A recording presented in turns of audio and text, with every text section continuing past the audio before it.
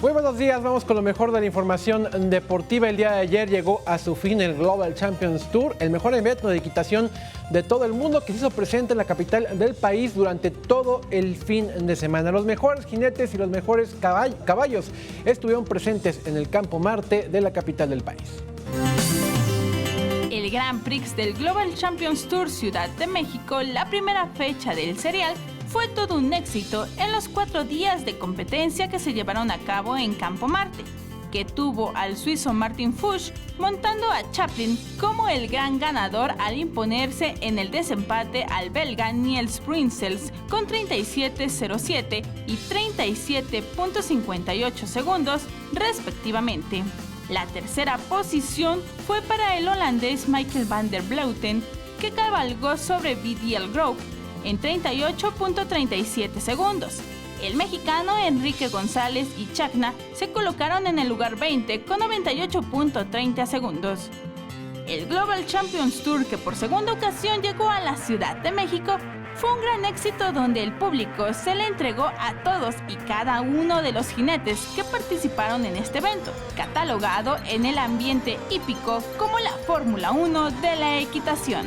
Con imágenes de Jorge Barajas, Vianey Zárate, 21 Noticias. Bueno, y ayer también los límites de la Ciudad de México y el Estado de México, en el Valle del Conejo, en La Marquesa, se llevó a cabo la segunda carrera de entrenamiento del calendario de preparación rumbo al Maratón de la Ciudad de México, el Split 9K, demandante, súper demandante esta carrera, un trail como se le conoce, esta carrera de campo abierto, ahí en los terrenos de La Marquesa. De veras un horror para los que la tuvimos que sufrir, porque esa fue la palabra. Prácticamente fueron 2 o 3 kilómetros casi de escalar, no se podía ni correr. Después 2 kilómetros de bajada, donde hubo muchos accidentados.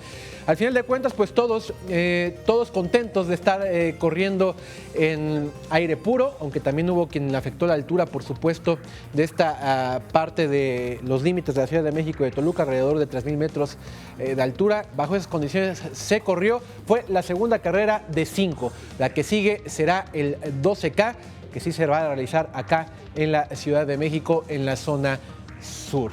Y bueno, cambiamos de tema ahora para hablar de fútbol, porque hoy en punto de la 1 de la tarde, hora del tiempo del centro de México, habrá anuncio histórico. México, de manera conjunta con Estados Unidos y Canadá, busca hacer sede del Mundial 2026.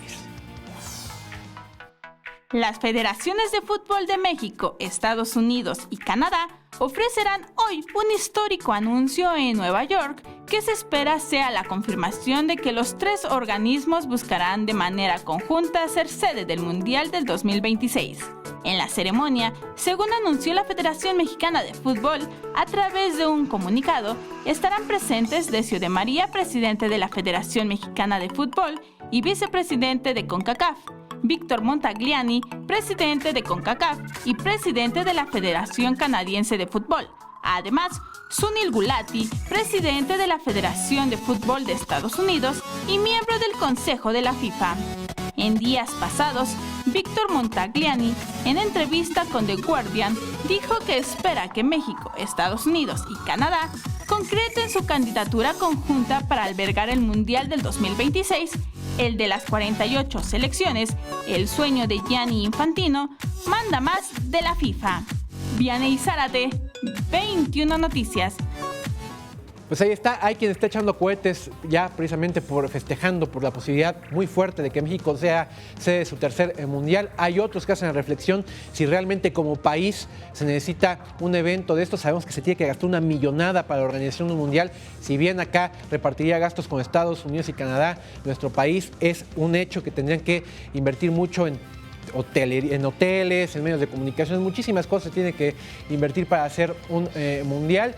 También hay que decir, en caso de que se dé esta posibilidad, pues México sería el que albergaría menos partidos en este Mundial 2026, que como lo escuchábamos en la nota, sería también el primero con 48 países. Pondrá en marcha ya el proyecto que tiene Gianni Infantino de ampliar la capacidad de un Mundial. Ya veremos hoy a la 1 de la tarde el anuncio que darán las autoridades de la Federación Mexicana de Fútbol. Y vamos a ver precisamente hablando de fútbol los resultados de la jornada número 13 del Clausura 2017. Lo estamos viendo en pantalla. nuevo superlíder de la competencia. Se trata del Toluca, que ayer vino a la capital del país a derrotar 1-0 a los Pumas. Guadalajara perdía en casa frente a Puebla 2-0 y logró remontar para terminar el partido ganándolo 3-2. América empató en Tijuana 0-0 y Cruz Azul, prácticamente ya eliminado del torneo, empata a 1 frente a Monarcas Morelia. Se hunde el Veracruz 4-0 frente al León y es el candidato, sigue siendo el candidato número 1 para descender. Por cierto, en el ascenso MX, este fin de semana ya se consumó el descenso. Descendieron a la segunda división los Loros de Colima, salvándose así el Tampico Madero. Y Alejandra, ya para despedirme, te voy a mostrar este video. Dicen, lo que se cree, la idiosincrasia es de que los que tienen mucho peso no pueden correr rápido, ¿no? Y no se trata de un tema de discriminación, sino por lo mismo, ¿no? Son más lentos. Pues no es el caso de este muchacho, vamos a verlo, jugador de un equipo de fútbol americano universitario, participó en los 150 metros de velocidad. 150 metros, lo vemos ahí como toma ventaja, si lo acabamos de ver, hasta la parte de arriba de la pantalla, pesa 150 kilos, 150 kilos, y ahí va como ganador. Al final lo logró rebasar y quedó en segundo lugar de Smith, pero con 150 kilos lo vemos enfrentándose. ¿Y sus contrincantes qué tal estaban de peso? Ahí lo vemos, no, eran, digamos, entre comillas, más atléticos, por así decirlo, o normales. Aquí lo vamos a ver, aquí va.